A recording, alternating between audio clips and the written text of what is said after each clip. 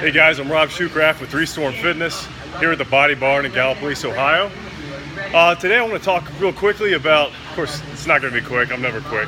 I want to talk about exertion headaches, specifically exercise-induced exertion headaches, and more specifically, exercise-induced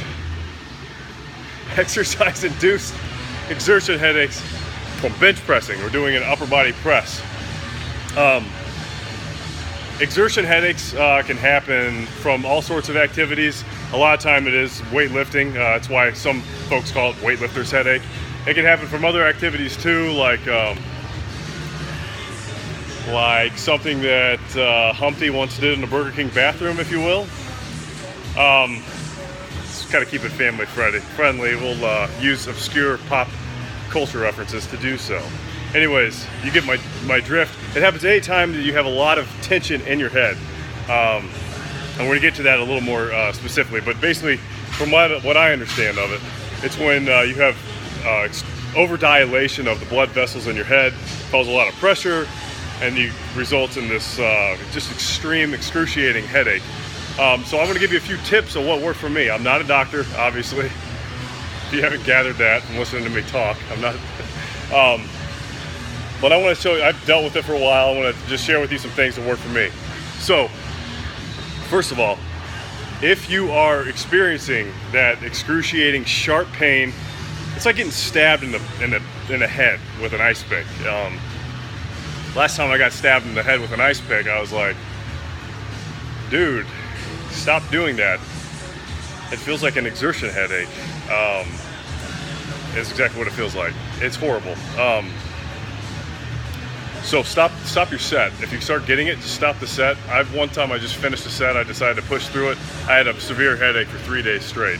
It's totally not worth it, especially if you're doing, I think I was doing like a seated Nautilus press or something. It was stupid. So not worth it. So that should be obvious, but cut it out. Don't do it. Secondly, I want to show you a little trick that a doctor showed me when I went. Basically,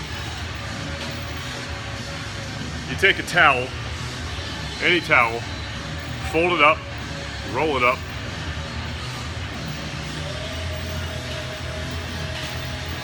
roll the towel up, doesn't have to be perfect, all right? You're gonna put it where your neck's gonna go on the bench.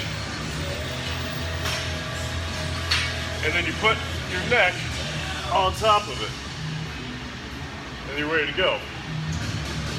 I don't really know why that makes such a difference, but it made a huge difference for me.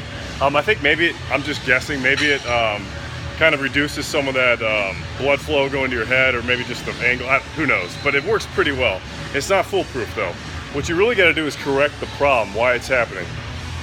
Like I said before, I think it's because of you're overexerting yourself, but I think you're putting tension in the wrong place. You're putting it in your head, in the back of your neck.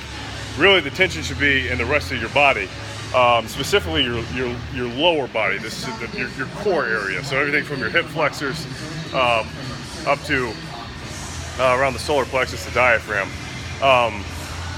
One way to do that is to work on your tension.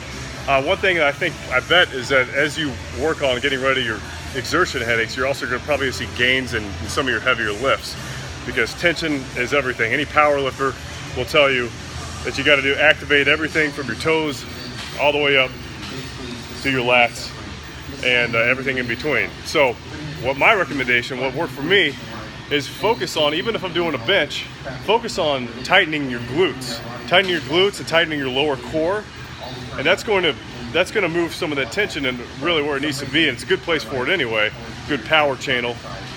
Even if you're doing an upper body movement, it's good to have tension in your glutes, have tension in your core, especially your lower core.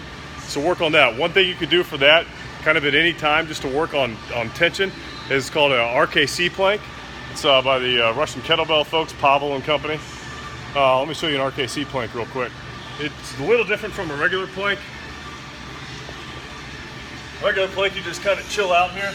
RKC plank, you're working on max tension, so your butt's gonna come up a little bit. Everything is super, super tight. Your lats are tight. Focus on tightening your glutes. Every single thing from your toes all the way up to your grip should be as tight as you can make it.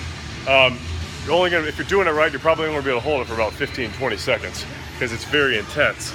But by doing so, you can do that without risking putting heavy weight over your face or on your back, or even lifting up the ground all the time. That's gonna just completely fatigue you. So you can do RKC planks in small doses throughout the day, throughout the week, and work on that. One more thing, like I said before, seated Nautilus machine or seated Cybex or whatever press routine, if you're doing it while seated as opposed to laying down, I find that it's a little more extreme of a headache, or at least it can come on faster, and that just kind of harkens back to keeping tension in the lower part of your body.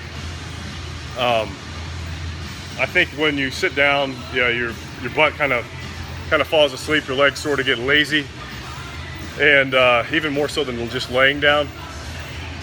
And by doing so, you have all this extra tension that can potentially build up above your neckline when you're going to get your headaches. So that is that's my story. Thanks for tuning in. If you made it this far, please subscribe to 3 Storm Fitness videos. Hit the subscribe button, put it somewhere. Thanks a lot. Have a good one.